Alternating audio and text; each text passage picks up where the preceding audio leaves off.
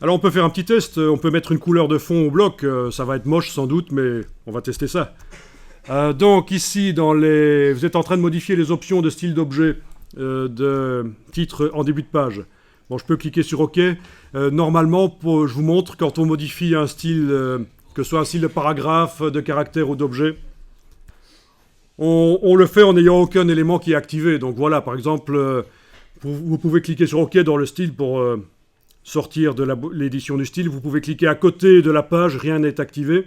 Et vous allez double-cliquer sur titre, pas sur titre de premier niveau, c'était dans les styles d'objets. Vous allez double-cliquer sur titre en début de page. Voilà. Alors qu'est-ce qu'on pourrait faire? C'est mettre une couleur de fond au bloc. Donc, couleur de fond au bloc, fond ici, oui, évidemment. D'accord, ça marche?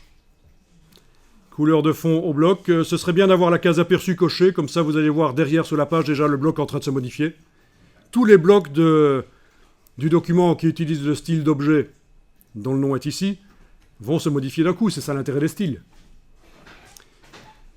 Voilà. Donc case aperçu cochée, je suis en train de modifier le fond et vous pouvez aller choisir une des couleurs ou en créer une en double-cliquant ici sur la case fond par exemple.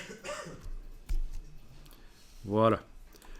Alors, notez que le document il est fait en RVB, c'est ce que Adobe préconise depuis une quinzaine d'années. Faites vos documents en RVB, parce que ceux qui vous disent, si vous avez eu des profs dans le secondaire, de faire le document en CMJN, vos images en CMJN, c'est des profs qui ont étudié dans les années 90, mais les choses ont un peu changé. Maintenant, on travaille en RVB.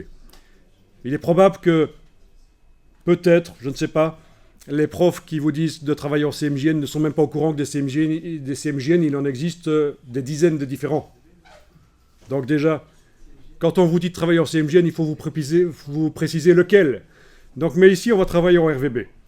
Je pense que quand vous double-cliquez sur la case fond ici, ça vous propose d'office de faire une couleur RVB. Et pas CMJN. CMJN, c'est là. Oui, encore mieux que le RVB, c'est le LAB, mais ça, c'est encore une autre histoire. Il faut maîtriser la gestion des couleurs. Donc voilà, je vais faire une couleur ici.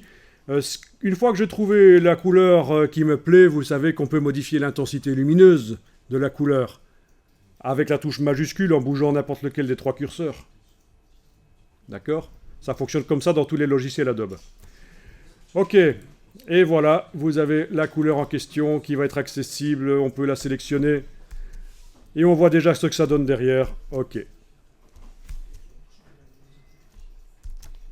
Bien. Alors, on ira la modifier après, s'il faut. Un truc qui serait bien, c'est, étant donné que maintenant le bloc a la couleur de fond, ce serait d'éloigner le texte de la partie gauche, ici du bloc. Comment est-ce qu'on fait pour éloigner le texte, pour lui mettre une marge? Il y a deux manières. Soit on met une marge à l'intérieur du bloc, soit sur le style de paragraphe, on lui dit il doit commencer pas au début, il doit être décalé un peu vers la droite. C'est le retrait à gauche, là. Donc, essayons en modifiant le bloc, éventuellement. Alors, option générale de bloc de texte. Vous avez les marges ici. On va casser la chaîne parce qu'on veut juste modifier la marge de gauche, pas les autres. Donc, c'est dans les options générales de bloc de texte. Voilà. Et on va aller augmenter la marge de gauche. On va voir si ça fonctionne. Oui, on dirait que ça fonctionne. On arrive à déplacer le contenu.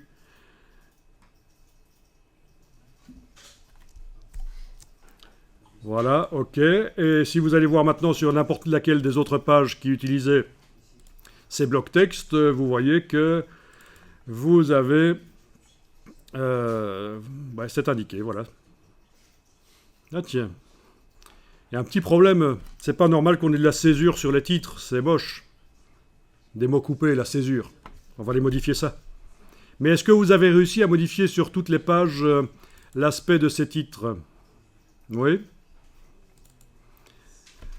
Alors, c'est moche, quoique, quand on fait un document, pour un certain usage, évidemment, toujours, il faut aller voir qu'est-ce qui se fait d'habitude dans la profession, le public cible du document, qu'est-ce qu'il a l'habitude de voir d'habitude comme document. Et peut-être que c'est ce genre de choses que vous allez trouver.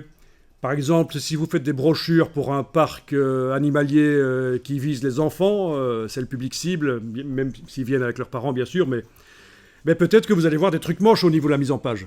Mais en fait, c'est quand même peut-être plus sympa qu'une mise en page sobre et stylée qui s'adressera plutôt à des adultes. Faut voir. Vous voyez, donc, c'est ça qui n'est pas évident aussi en mise en page, c'est qu'il y a le côté technique, utiliser le logiciel pour arriver à mettre les choses en place. Il y a l'autre côté technique, du côté de l'imprimeur. Il faut que ce que vous avez fait dans le logiciel puisse s'imprimer correctement et que ça ne commence pas à foirer.